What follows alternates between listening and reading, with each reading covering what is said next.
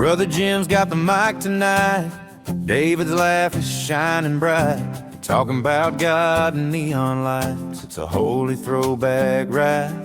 From the 80s to the 90s we'll go, where the hair was big and faith would grow. Between the mixtapes and the G.I. Joe, we find the grace we know. Bible, bibs, and a prayer. We're spreading joy like snowflakes in the air. Gen X hearts with stories to share. Bible, bibs,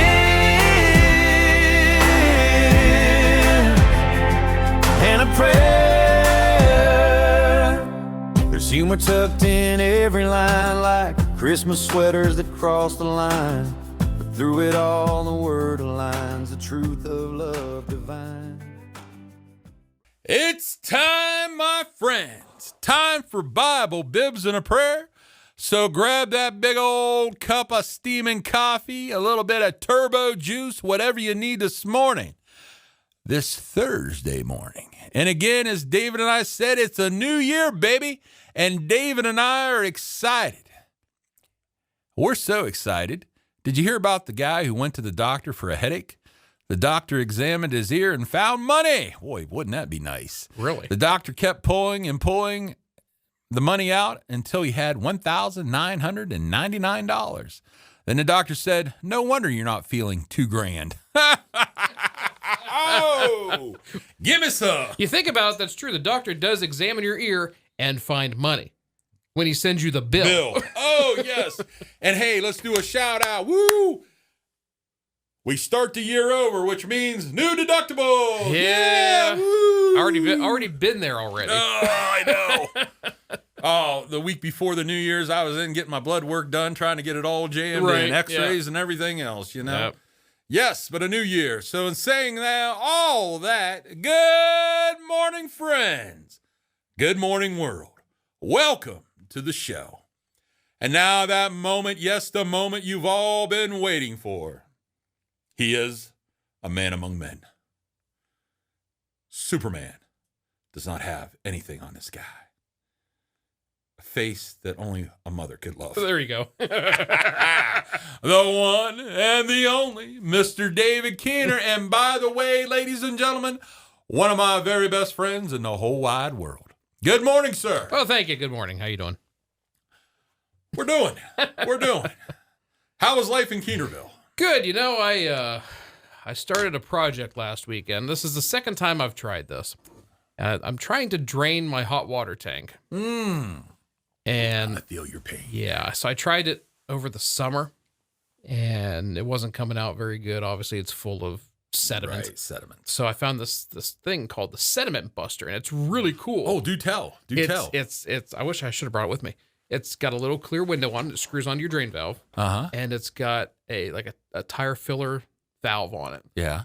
And you put your air compressor on it.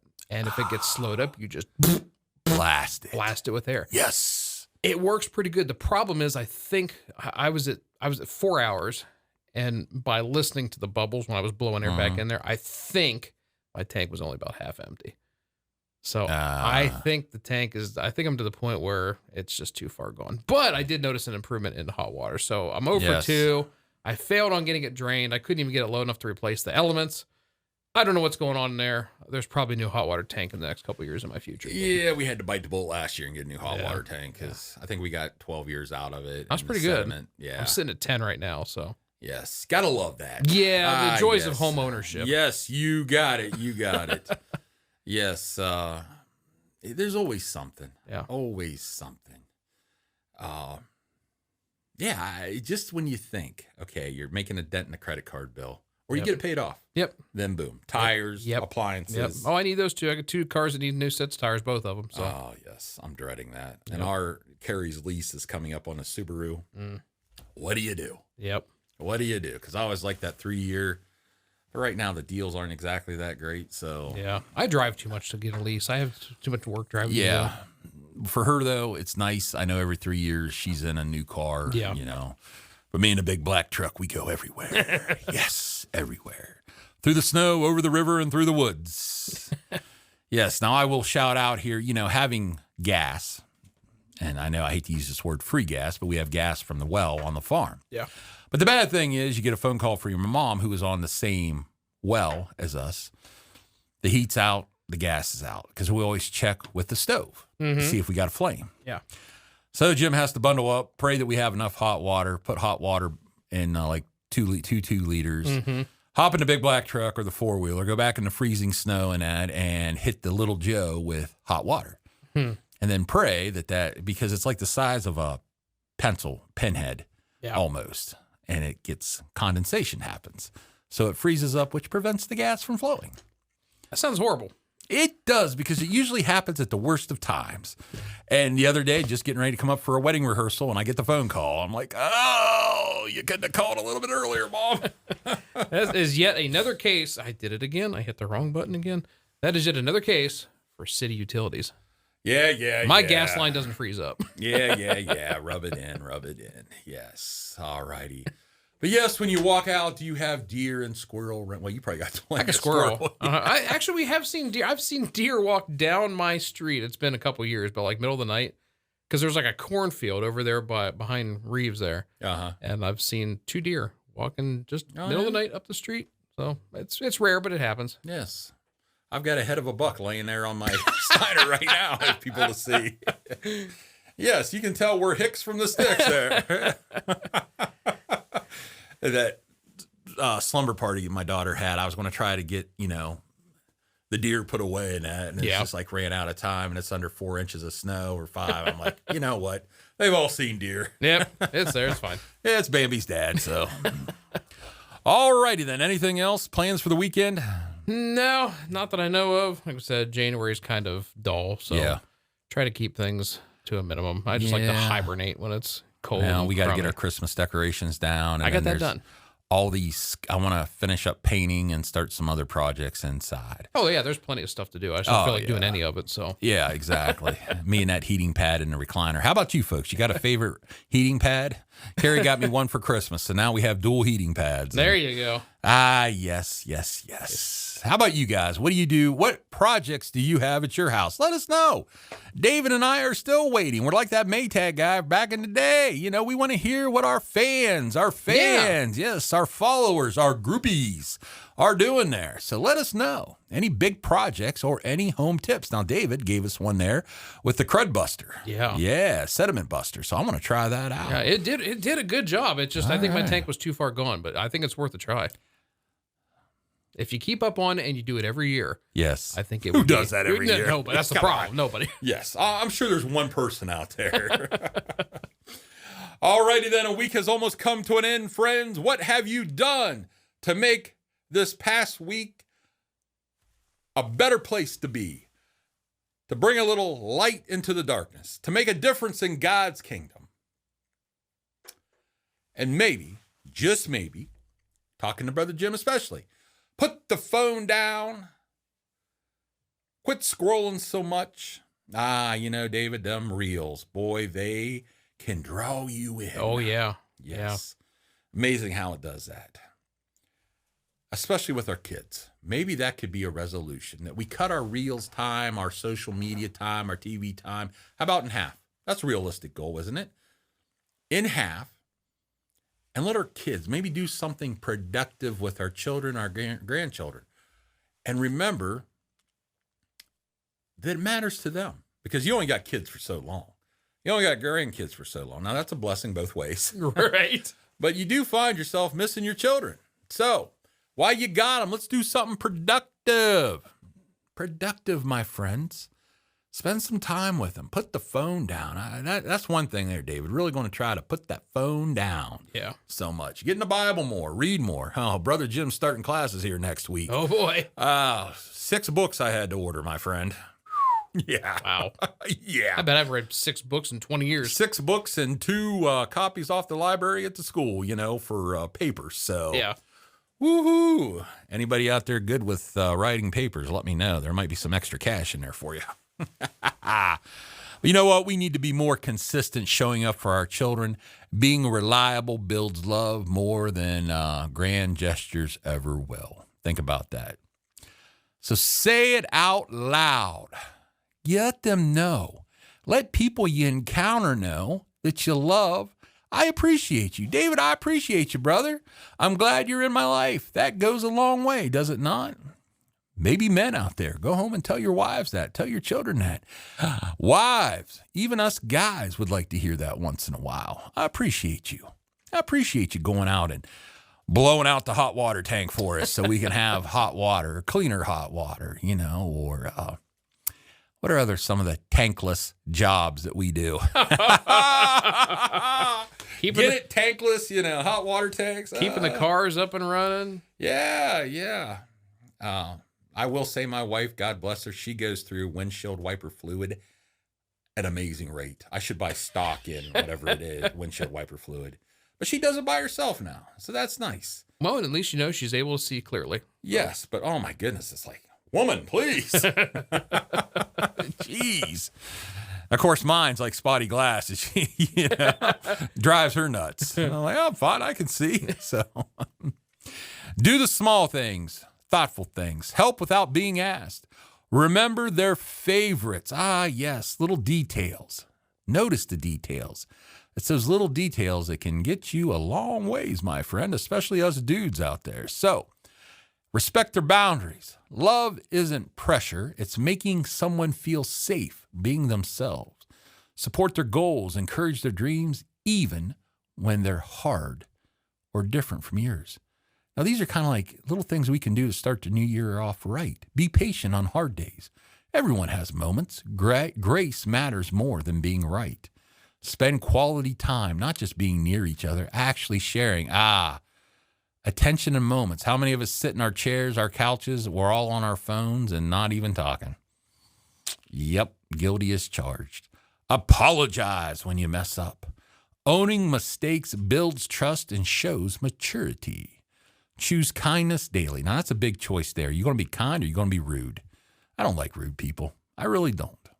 That's become a pet peeve of Brother Jim's, rude people. Love isn't just a feeling. It's repeated, intentional actions. How about it, world? How about it, our friends? Just pick a few. Just pick a few things and do it. What do you have to lose? Or how about the best thing of all? Go and tell somebody about Jesus. What he did for you, what he did for me, and what he can do for them. Big or small, it does not matter. Just do something to brighten someone's day and make the kingdom of God, just a little bit bigger by getting involved with someone's eternity. There's some heavy words. So the weekend is almost here. So what you gonna do? What you gonna do? What you gonna do when Brother Jim and David come looking for you? Trust me, we ain't getting out of our seats. We're not going too far to look for you. So saddle up. Sport the hat. Yeah, I think I mentioned that. I didn't get a new cowboy hat, so well. Still looks good. Hey, this isn't bad, black. Yeah. And red. Yeah. So saddle up. I like that pose. So saddle up and hit the trail together with Brother Dave, Mr. Dave, Brother Jim, and we're going to hit that brand new weekend trail together. Our friends, Mr. David and I are rolling into this weekend just like a fat guy who just lost 5 pounds and wants to celebrate by going to his favorite donut shop. And he's got a coupon for 2, buy 2 and get 1 free. Now that's a lot of joy right there. Oh, yeah. Donuts sound pretty good right now. Just had to mention donuts. Big, bad, and fast. Yes. You ever see that? It cracks me up. I think we've mentioned this before, but you're in line somewhere. Yeah, I'll take 2 quarter-pounders with cheese, fries, and give me a Diet Coke, please. I'm watching my weight. Or give me them 3 donuts, and I'll take a Diet Mountain Dew. I love that. I used to do that at the drive-thru. You go through, and they'd say, you'd order all this food, and at the window, I think it was Hardee's, they'd say, salt, pepper, ketchup. I'd say, no, thanks, I'm on a diet. Yeah. And they'd look at me like, what? Oh, yes. When I worked at Bueller's way back as a teenager, Saturday mornings, their donuts were awesome. You could smell it in the bakery. You go back for your break room. And there's one dude to come in. He had like 2 or 3 donuts and a Diet Pepsi or a Diet Coke. It's like, really? But come on, you can do it, friends. You're almost there to the weekend. What's your plans? Let us know. Anybody doing anything fun out there? Of course, the weather kind of hot-tooey, but hey, You never know. It's Ohio. We're kind of stuck with it. But, you know, you got to make the best of it. All right. You know, speaking of making the best of it, 3 ministers sat discussing the best position for prayer while a telephone repairman worked nearby. Kneeling is definitely best, claimed one minister. No, another contended. I get the best results standing with hands outstretched to heaven. You're both wrong, the third insisted. The most effective prayer position is lying prostrate face down on the floor. The repairman could contain himself no longer. Hey, fellas, he interrupted. The best praying I ever did was hanging upside down from the telephone pole. Yes. Thank God for our, well, you know, even that. The repairmen have differed so much now. Yeah. Yeah. And those guys, when they get their little ladders and they're up there and they got their little cones. Mm-hmm. All right. Shows how guilty I am. The reels that you see, especially God bless our first responders out there, the number of crashes happening, hitting. Well, we lost that one trooper there, you know, where they ran into the back of his car. And it's like, hey, let's do a favor. Slow it down when you see the lights and get to the left. And put the phone down. That's probably 90% of the problem. Yeah, but, those guys up on a ladder, I'm just like, man, you are seriously Superman up there. Yeah. Because there ain't nothing stopping you from falling if somebody is not paying attention. All right, as we're getting a little more radical here on Bible, Bibs, and a Prayer, today, faith above politics, faith within politics. We're going to talk from Micah 6:8, Matthew 22:21, and Romans 12:2. And every generation, people of faith face the same difficult question. How should our beliefs shape the way we live in a political world? Ooh, are we in a political world? Oh, my goodness, when it comes voting time, especially for presidents. Look out. Families get divided, fist fights. It can get nasty, can it not, David? It can. Politics affect laws, education, justice, and the lives of our neighbors. Religion shapes our deepest values, how we understand truth, love, and responsibility. When these two meet, woo, you got two big old choo-choo trains coming together. And sometimes there's a collision, is there not? When these two meet, the relationship can become a tense, confusing, awkward, and even divisive situation there. Yet Scripture does not call for us to ignore the world, nor does it call for us to worship it. Jesus lived under a political system that was often unjust and oppressive. You better believe that. Wow. Still, he did not align himself with political power. Instead, he proclaimed a kingdom not built on force, but on truth, humility, and love. When asked about paying taxes to the emperor, Jesus said, "Give to Caesar what is Caesar's, and to God what is God's." With one sentence, he reminded us that political systems have authority. Yes, they do. But God, and hear me on this, God has ultimate authority. Our faith must never be reduced to a political tool. When religion is used only to gain power, control, or win arguments, it loses its soul. At the same time, faith cannot be locked away as something private and irrelevant. True faith shapes how we treat others, how we seek justice, and how we respond to those who disagree with us. The prophet Micah gives us a clear guide. What does the Lord require of you? To act justly, to love mercy, and to walk humble with your God. To walk humbly with your God. Notice what is missing?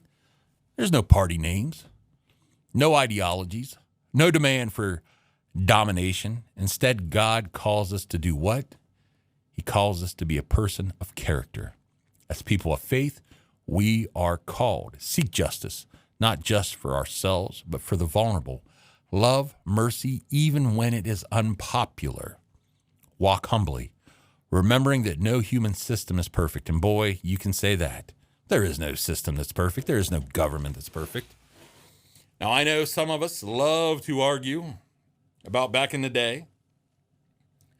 Let me ask you something, my friends. When's the last time we had a good leader? Across the board. Newsflash. They're all human, right, David? They are. They have their pros. They have their cons. Yep. They make mistakes. And I'm going to say this. Do we really have a clue what they go through? No. No. No different than what I have. I don't have a clue what you go through, my friends. Being a pastor. Oh my goodness. I didn't know until I stepped into the role, accepted the calling, stepped into the shoes. Oh my goodness. No different from an IT guy, a truck driver, a school bus driver, a teacher, a pro athlete. Yes, we love to argue and go off about how much money they make. But one guy, he broke it down, and it was very interesting. Say he's making $5 million a season. Mm-hmm. By the time it's all said and done, there's not a whole lot there. Yeah. Now, granted, more than you and I, but then also look what it takes to maintain his physical ability.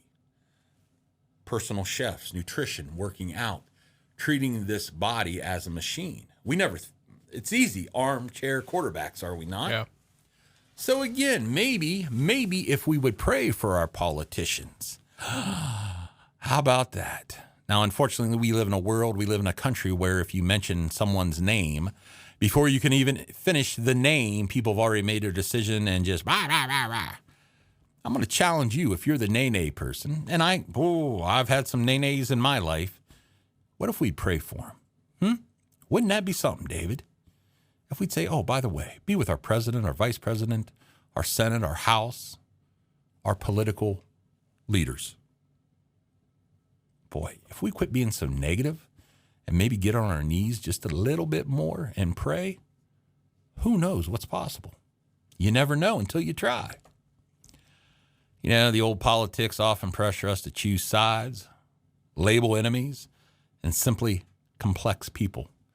Faith calls us to see every person as made in the image of God, even those we strongly disagree with. This does not mean we avoid hard conversations. It means we engage them differently. There's the key word, differently. When you go in half-cocked, ready to go, what do you think's going to happen? When you've already made up your mind, when you've rehearsed what you're going to say, how can God really speak to you? Yeah. Answer me that one, my friends. And we're all guilty of it. You ever rehearse something, David, before you're going to go in and just let them have it, you know? Yep. Why you need that 20% raise instead of the 3? Yeah, trying to prove yourself. Or, hey, this is what. And again, don't avoid it, but engage them differently. And I think that's a big thing. And whining about it, talking behind people's backs, sabotaging. Whoa, do we ever sabotage things, David, as mankind? Quite a bit. We want to see people fail, do we Yep. not? We speak truth without hatred. We stand for conviction without dehumanizing others. We remember that winning an argument is not the same as loving, as loving a neighbor. The Apostle Paul warns us, do not be conformed to the patterns of this world, but be transformed by the renewing of your mind. Renewing of your mind. When political anger, fear, or pride shapes our identity more than our faith, we got a problem. We've definitely got a problem. Something has gone wrong. Our hopes does not rest in governments, elections, or leaders. Those things matter. Yes, they do. But they are not our savior. They are not. History shows that political power rises and falls. True, David? Couple years you got the Democrats. Couple years you got the Republicans. In between you got all this bickering and going on. Yep. It's up and down. And to me, again, I can't control Washington. I can't control Columbus, but I can control how I interact with my inner circle, with people I come into contact to. That I do have the power over. And to me, that's what matters. God's kingdom does not. It doesn't have any of that political power stuff. So how should faith guide us in a political world? Let your faith inform your values, not replace your compassion. Let your beliefs motivate service, not superiority.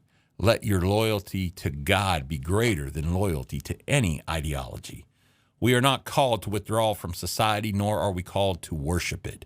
We are called to be salt and light, to bring wisdom, peace, and moral clarity into a broken world.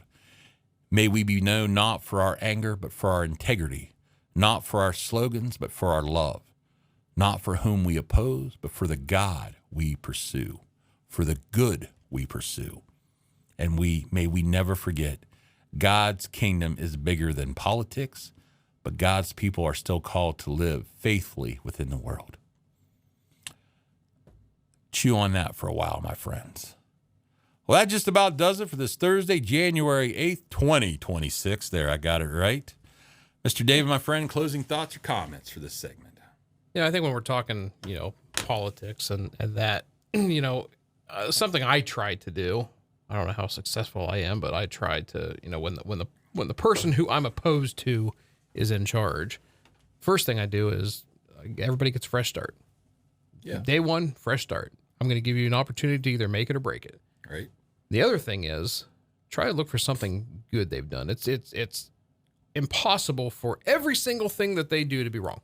Right. So it's easy to remember the bad stuff. It's easy to criticize the bad stuff, but you need to step back and go, that was a good choice right there. Yeah. I think that helps somewhat. There are some people in this world that there's no point to even argue. Yeah. So why argue? Yep. And again, one of my sayings is, why argue and fight over things? There's plenty of other things to talk about. And I always go to my number one source, food. Yeah. Barbecue, baby. Let's talk barbecue. Why bring it up if you know this is going to end in a battle? Yeah.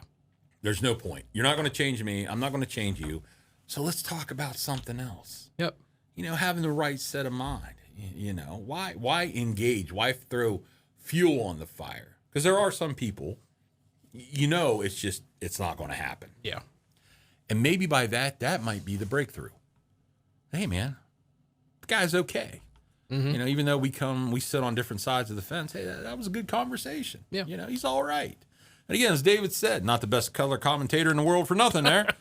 But, again, if you start fresh, give the person an opportunity and look for the good. Oh, what does Brother Jim and Mr. David say? Look for the good. Forget the bad. Remember? Hatui poo. Yeah, come on. You got to give people a chance, too. All right, my friends, let us know what you think, what you feel. And as we close, please remember you, yes, you, baby, have meaning. You have value. And most of all, you are loved. May God continue to bless you. Just as well, may you and I continue to thank our Lord above for all the blessings each and every day. And if we meet again, well, then we will rejoice. We will smile, and it'll be a grand time. And if not, then this parting was well made. Thank you for joining David and myself here on Bible, Bibs, and a Prayer. This is the big guy, Brother Jim.